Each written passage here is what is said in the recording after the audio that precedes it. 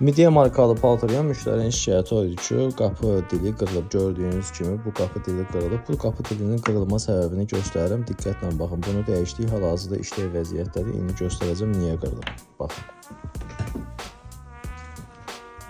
Hoffman midiyalar qapıları eyni olur hamısının bir-birinə gedir. Bu qapı rezini çıxıb, əyilib.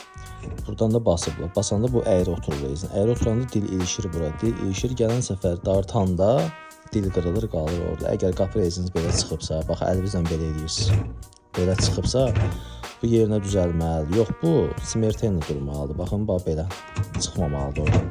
Bu çıxıb ona görə də dil qırılır. Belə bir probleminiz varsa, onu həll etdirin. Həm su axımı olur, həm də dil qırıla bilir. Paltaryanla bağlı 2000 sual var. Hər bir model düzəlir, düzəlməyən paltaryan yoxdur. Buyurun, zəngəyin nömrə səhifədə var. Maarifləndirici videolar çəkirəm, heç olmasa bir dənə sağ ol yazın ki, siz görürsünüz, mən sizə hər şeyi göstərirəm.